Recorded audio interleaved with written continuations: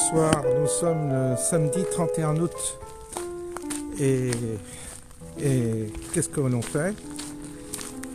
Eh bien on continue notre petite balade et justement j'étais en train de me dire c'est bien cette habitude de faire des vidéos comme ça le soir.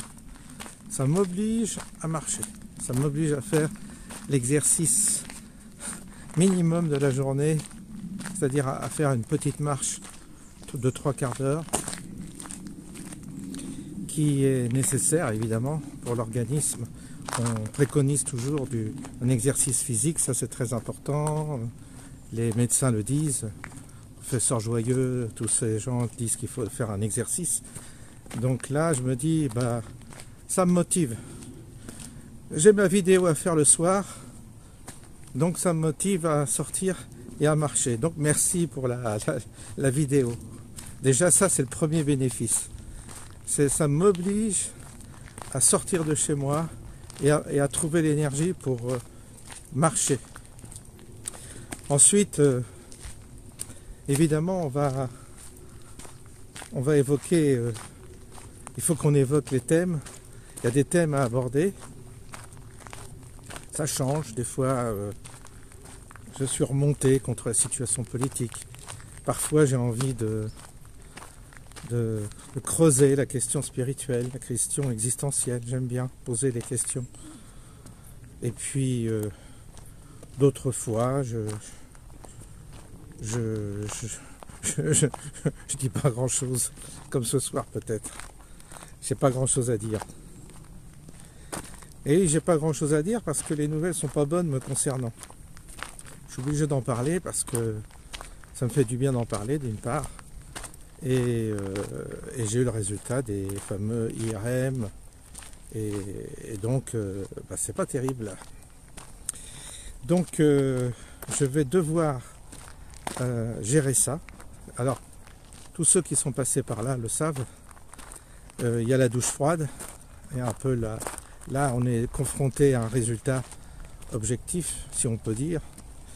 Et ensuite, il y a des décisions à prendre, des conseils, des recommandations.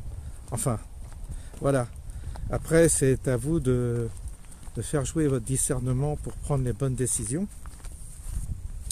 Donc, on s'empresse d'acheter des bouquins, de regarder un peu sur ce qui se passe sur YouTube, des témoignages. Bref, il y a de tout. Il y a de tout. Il y a une multitude d'informations et des avis parfois contrastés, contradictoires. C'est pas facile dans cette jungle, c'est pas facile de s'y retrouver et de faire le bon choix. Et cependant, je vais être confronté à ça. Donc je me dis, il faut que je compte sur mon étoile. Je ne sais pas si c'est une bonne étoile ou une mauvaise étoile, mais en tous les cas, je n'ai pas le choix. Il faut qu'à nouveau, je fasse confiance à cette étoile pour être éclairé, pour être inspiré et pour aller dans la bonne direction et faire les bons choix.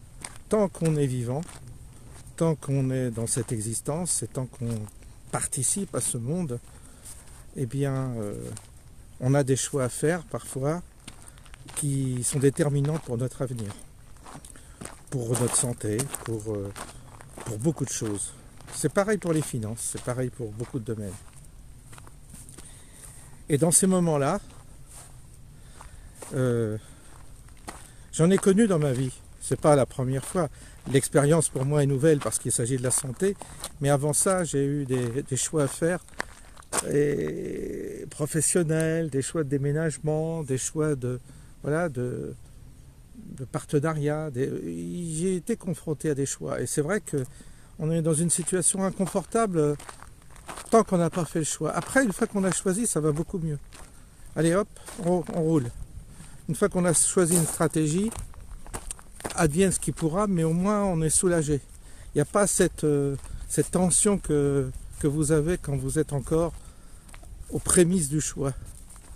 C'est un peu Parce que vous savez que la décision, elle est capitale. Bon, capitale, tout est relatif. Par rapport à l'univers, je ne pense pas que ce soit très capital, mais par rapport à notre petite vie minuscule, ça nous semble capital, évidemment. Puisqu'on a l'impression d'être le centre du monde. On a toujours ce sentiment d'être le centre du monde, malgré tout. Et c'est difficile de se faire une raison en disant, ben non, finalement, on n'est pas le centre du monde, on est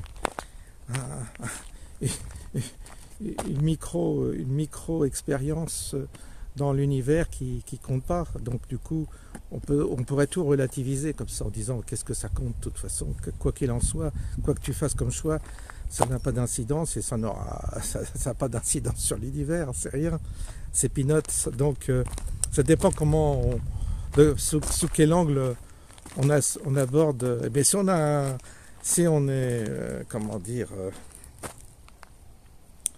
si on a un ego très fort, évidemment, tout semble, évidemment, l'enjeu semble très important puisqu'il s'agit de votre personne, de vous-même, de vous, le centre de cette affaire.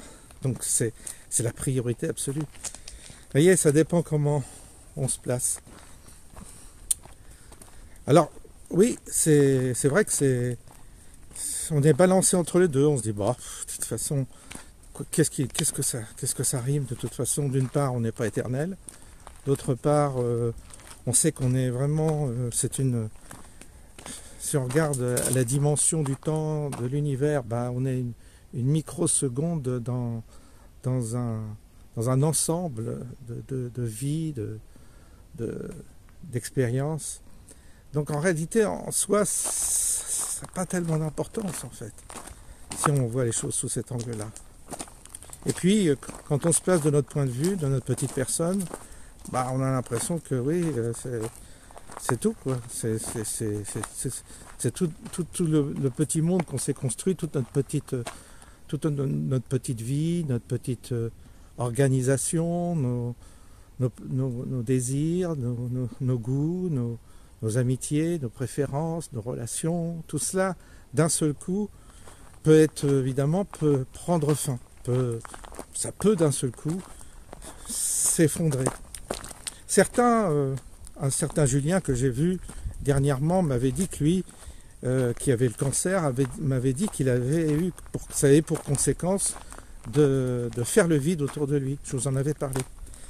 Et la maladie l'a isolé du monde. C'est-à-dire qu'il avait une vie sociale, une boîte avec des employés, des clients et tout ça. Et le fait d'avoir ce cancer, eh bien cette maladie, ça l'a isolé. Comme si ça faisait fuir les gens, comme si ça portait malheur en quelque sorte, de révéler en fait cette question. Et il m'a dit, bah oui, je suis isolé, même son père m'a dit. Et vous voyez, donc c'est la double peine. Alors évidemment, c'est vrai que c'est pas facile, hein, ces histoires. En fait, notre existence, elle est traversée par de l'adversité, d'une part, mais ça on le voit au niveau collectif, individuel. Elle est traversée aussi par des épreuves. Il n'y a pas que de l'adversité, il y a les épreuves de la vie, il y a les obstacles à surmonter, à franchir, comme des défis à chaque fois.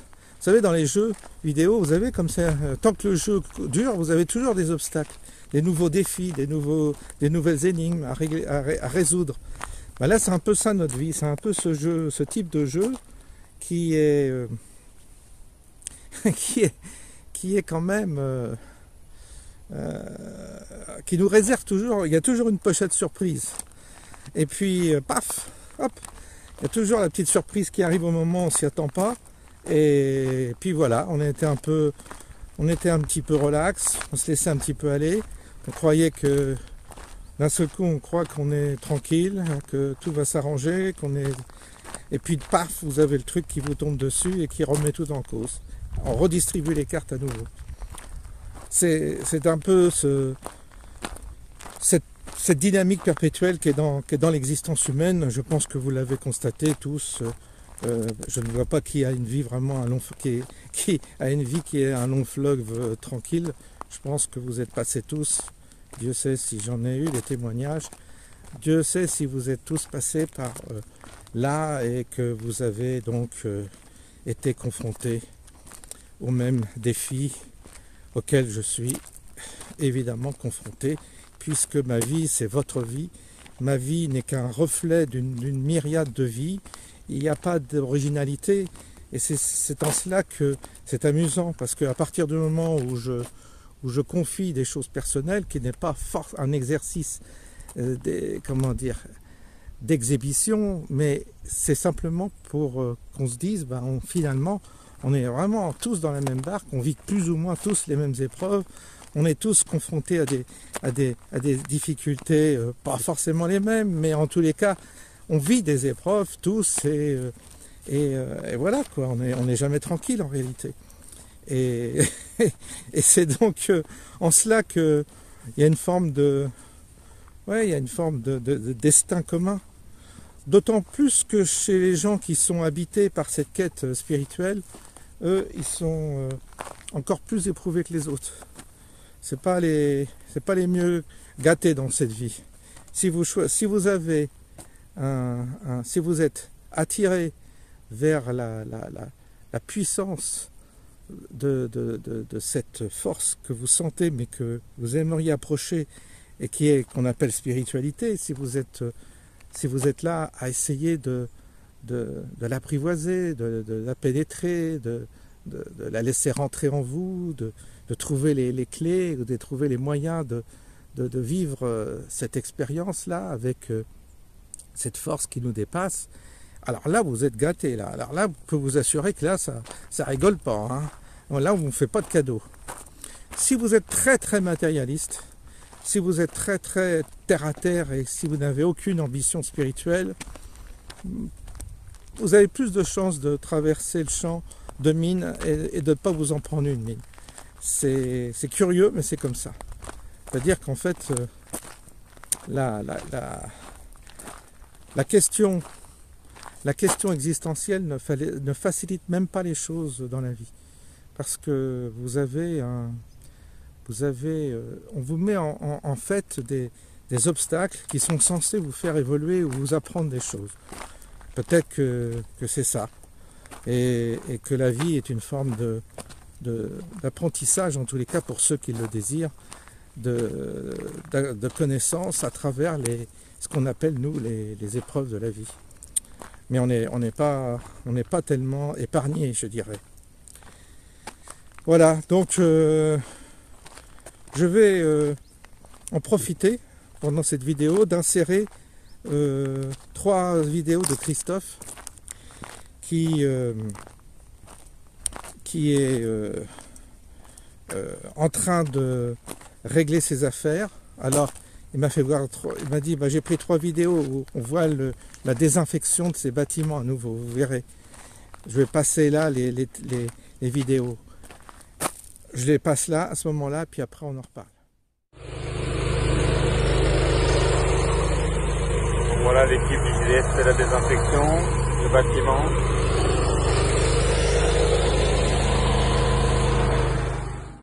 Salut François, donc voilà, deuxième partie de la désinfection ce matin par le GDS, le groupe de défense sanitaire. Donc là, le monsieur est en train d'effectuer une deuxième désinfection, tout en espérant que cette fois-ci, ça soit bon.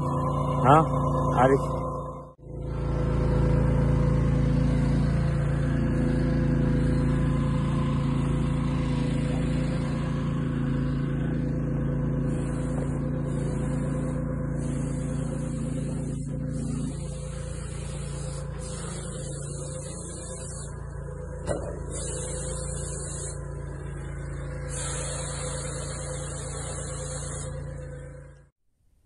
Voilà, c'est comme ça c'est passé.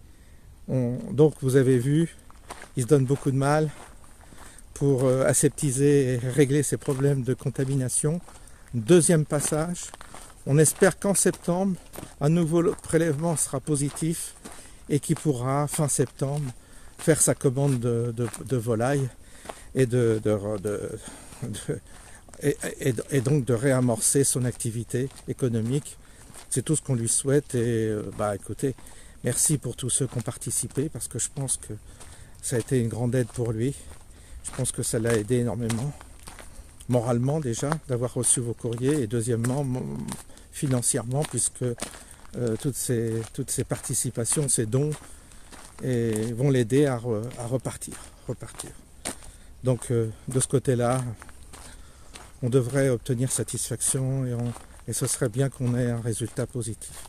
Le reste, il a quelques ennuis avec la famille parce que il me racontait, mais ça je ne vais pas rentrer dans les détails, mais il y a des vous savez, c'est des vieilles querelles de famille quand il n'y a pas eu de papier de fait. Il y a des indivisions qui ne sont pas réglées et il doit faire face aussi à des histoires d'indivision parce que les parents des uns et des autres n'ont pas rédigé d'acte formel qui permet de se mettre d'accord sur la répartition des terrains. Et là, il occupe un terrain que sa famille conteste. Alors voilà, ça l'embête un peu parce que ça crée encore des difficultés. Le pauvre, il en a assez comme ça, surtout que tout ce qu'il fait, c'est une exploitation. Voilà, mais vous savez, comme les terrains là-bas valent cher, il y a une rivalité parfois dans les familles pour justement obtenir des emplacements privilégiés pour faire de l'argent. Lui, c'est pas son but, bien entendu, il vit dans un meubilot, mais il est sur un terrain qui appartenait à son père. Mais comme son père n'a pas fait... Enfin bref, je ne vais pas rentrer dans les détails, mais il y a un problème de papier et la famille est assez agressive. Une partie de sa famille, pareil, il y a une partie avec lui, une partie contre lui. Enfin ça, c'est l'histoire des Corses. On entend parler souvent de ces problèmes d'indivision, de terrain. Puis comme la Corse a pris beaucoup de valeur, ça crée vraiment des problèmes. Mais des problèmes d'indivision, il y en a un peu... Il y en a partout, hein, il n'y a pas de problème. Ça, on voit des maisons abandonnées ou des lieux qui ne sont pas entretenus parce que justement, il n'y a pas de... C'est des indivisions, puis les gens laissent courir, laissent tomber. Et quand par contre ça vaut beaucoup d'argent, ça réveille les rivalités des uns et des autres. Voilà. Donc voilà notre Christophe, lui aussi il en chie, il en bave, c'est pas évident. Pourtant c'est un gars qui bosse, qui ne demande rien, qui n'a jamais demandé une aide de l'État et tout ça. Mais je l'ai déjà dit, je le répète, c'est pas facile non plus pour lui. D'autant plus que lui il a perdu ses parents. Donc il est fils unique aussi. Donc vous voyez, c'est pas facile. Voilà. Aujourd'hui, vidéo un peu spéciale, donc un peu particulière. Mais c'est ça, la vie, c'est ça notre vie. On ne peut pas toujours être dans le commentaire. Il y a des moments où on est dans ce qu'on appelle la réalité. Et cette matrice nous en fait voir de toutes les couleurs. Si on pouvait s'en échapper, ce serait bien. Si on pouvait s'échapper de ça, des aléas de cette vie, ce serait bien. Nous échapper mais pour quelque chose de meilleur, pas pour quelque chose de pire, c'est ça le problème. Il faut espérer que ce sera meilleur. Parce que si c'est pire, alors là, on n'est pas sorti de l'auberge. Mais les évolutions de nos âmes sont effectivement complètement dépendantes de la manière dont on traverse cette vie et certainement qu'il y a un enseignement à tirer de tout ça. C'est très difficile d'en parler parce que là aussi, vous voyez, on pourrait dire t'es encore dans le mental, on est encore dans le mental et on spécule. Alors qu'en réalité, je pense que cette approche du sens de la vie, on ne la résoudra pas par notre mental, évidemment, ni par notre intelligence. En tous les cas, cette intelligence spéculative, on la résoudra par une forme de disposition plutôt, une forme d'état qui oblige presque au silence.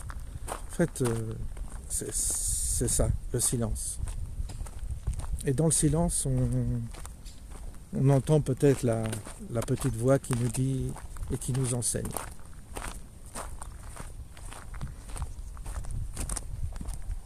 La nature nous offre ce silence. Hein. Ici, la nature nous offre ce silence. Ça, c'est un privilège. C'est vraiment un privilège. On peut pas sinon, on ne peut pas dans le bruit, on ne peut pas dans l'agitation, on ne peut pas progresser, c'est impossible. C'est impossible. C'est un peu comme s'il fallait faire reposer, vous savez, quand on remue l'eau, à un moment donné où il y a plein de... Si vous remuez toujours l'eau, dans laquelle il y a des dépôts, dans laquelle il y a des saloperies, bah, elle est toujours brune, elle n'est pas claire l'eau tant qu'elle est en mouvement. Par contre, si vous laissez reposer l'eau, toutes les saloperies descendent au fond et l'eau devient claire. Et je crois que par analogie, c'est un peu la même chose pour nous. Si on laisse tranquillement les déchets, les éléments nocifs, si on les laisse retomber et qu'on utilise une espèce de calme, ensuite l'eau va être claire. Et donc là, je pense que le discernement devient clair, beaucoup plus clair. Il se passe des choses à ce moment-là. Je pense que c'est nécessaire de laisser reposer la marmite. Et la marmite, c'est là, de la laisser reposer et de voir un peu ce qui se passe en nous. Ça n'empêche pas de faire des vidéos, mais voilà les choses, comment elles se présentent. Donc on laisse tranquillement toutes les cochonneries, toutes les saloperies, nos idées, quand je dis nos saloperies, qu'est-ce que c'est? Ben, c'est nos idées parasites, nos idées négatives, nos humeurs négatives, enfin tout ce qui est susceptible de nous tirer vers le bas et de nous enfoncer dans une forme de désespoir ou de dépression, ça bouge, c'est quand on remue l'eau. Pour s'en défaire, je crois qu'il faut laisser tomber, il faut laisser tout ça tomber, et peut-être que là, on obtient peut-être la clairvoyance et la guérison. Peut-être que c'est ce qu'il faut faire.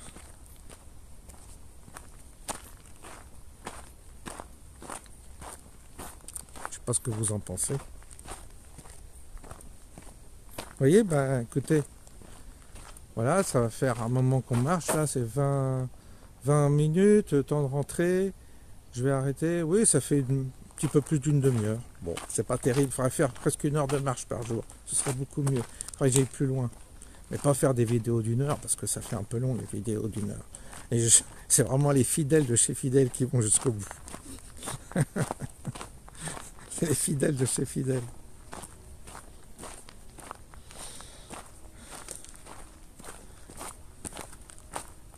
On entend les cloches de l'église. Dieu merci, il y a encore les cloches qui sonnent. C'est un résidu de l'ancien monde. C'est un résidu de l'ancien monde.